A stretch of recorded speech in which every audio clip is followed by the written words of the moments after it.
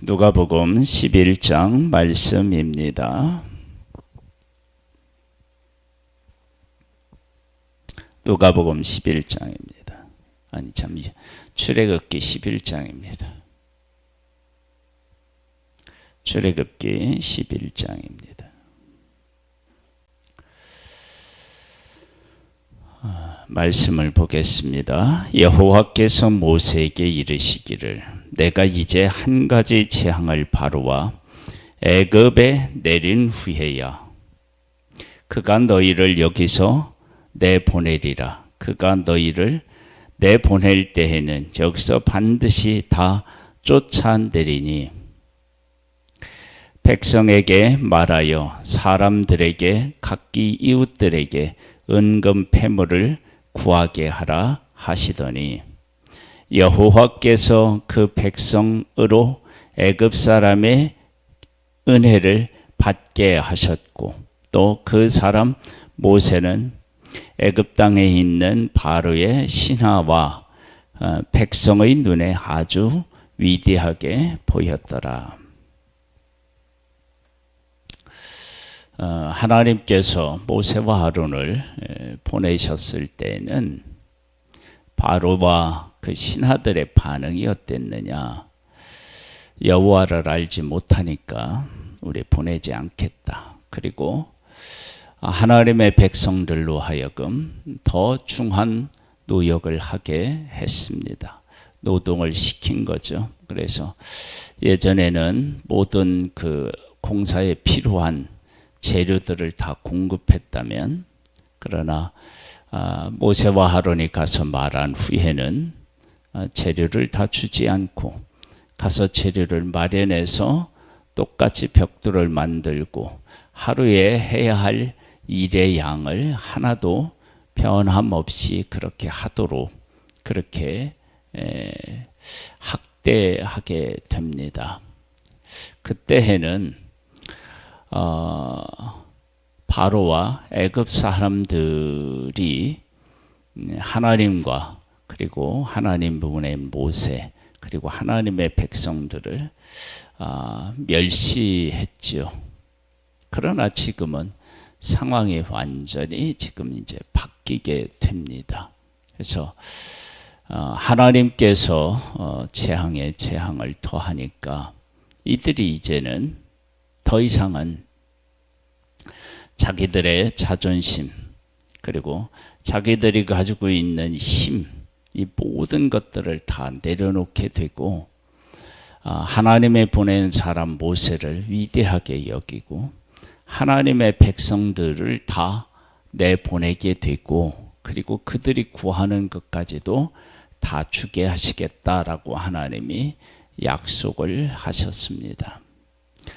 이렇게 되면 이것은 곧 바로와 애굽 사람들만 이렇게 변한 것이 아니고 그리고 하나님의 백성들도 변했다는 의미이고 그 다음에 그 모세와 아론도 하나님의 백성을 이끌 준비가 되어 있다.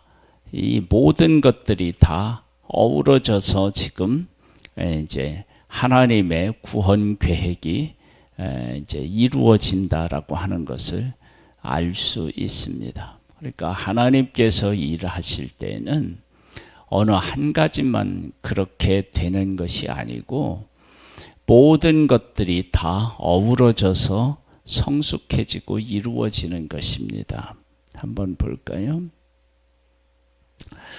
모세가 바로에게 이르되 여호와께서 이와 같이 말씀하시기를 밤중에 내가 애굽 가운데에 들어가리니 애굽 땅에 있는 모든 처음 난 것은 왕인 위에 앉아있는 바로의 장자로부터 맷돌 뒤에 있는 몸종의 장자와 모든 가축의 처음 난 것까지 죽으리니 애굽 온 땅에 전무후무한 큰 부르짖음이 있으리라.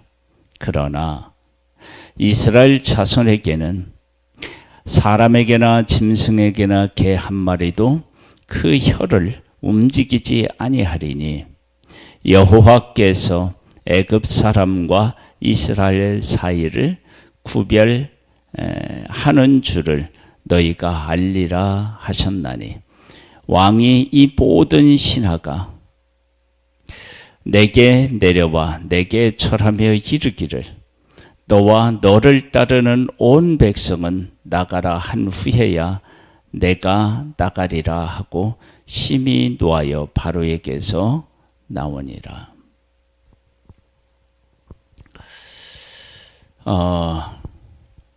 하나님께서 장자를 치신대요.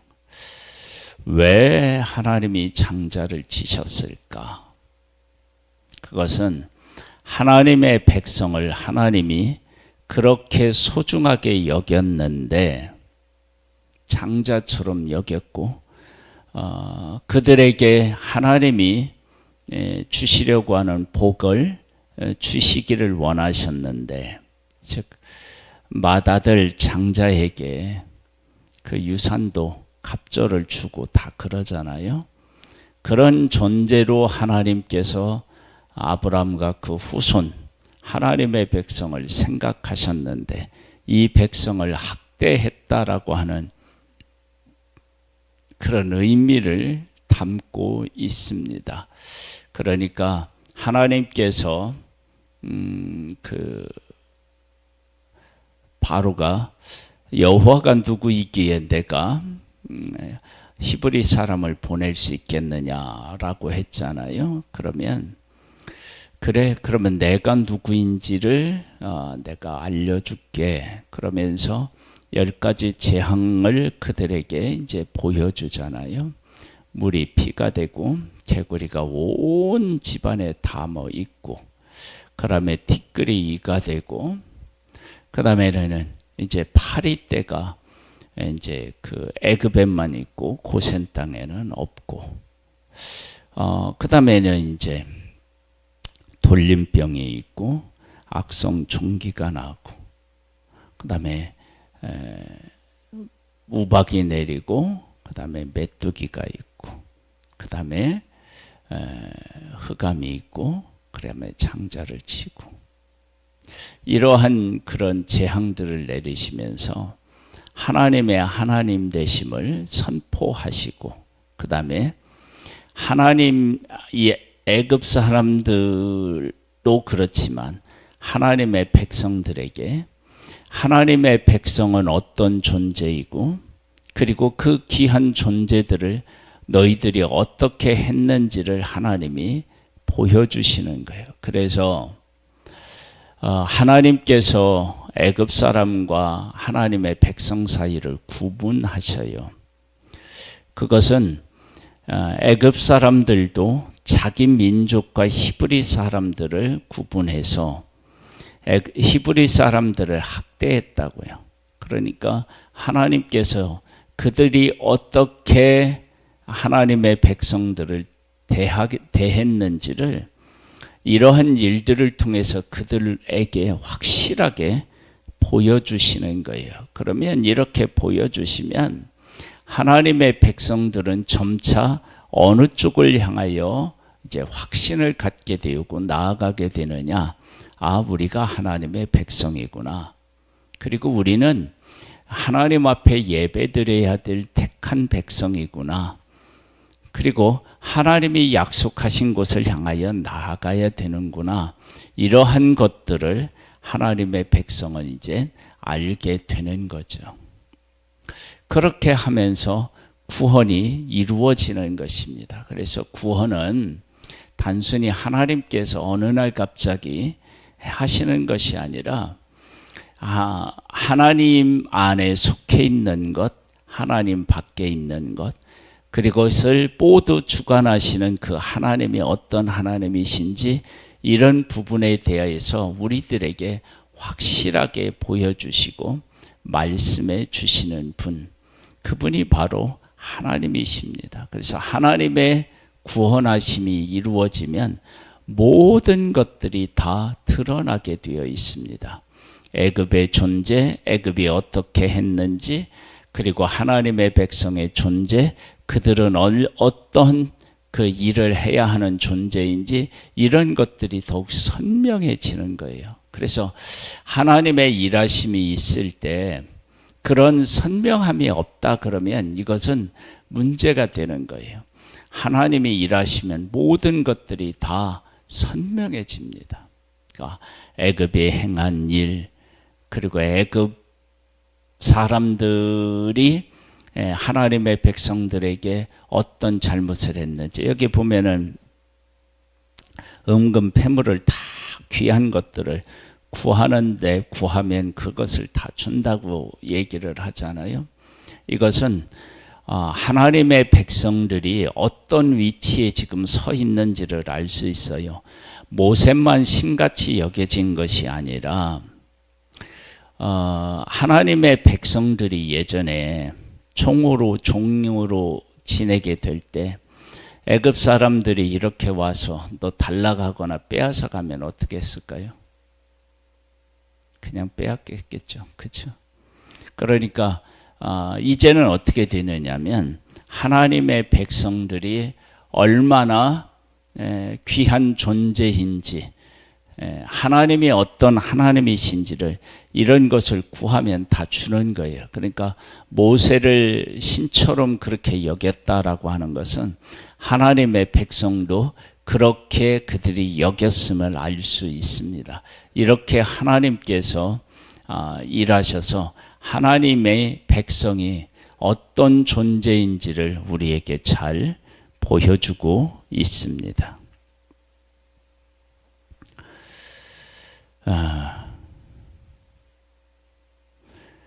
9절 말씀입니다. 여호와께서 모세에게 이르시기를 바로가 너희의 말을 듣지 아니하리라. 그러므로 내가 애굽 땅에서 나의 기적을 더하리라 하시고, 모세와 아론이 이 모든 기적을 바로 앞에서 행하였으나 여호와께서 바로의 마음을 완악하게 하셨으므로 그가 이스라엘 자손을 그 나라에서 보내지 아니하였더라.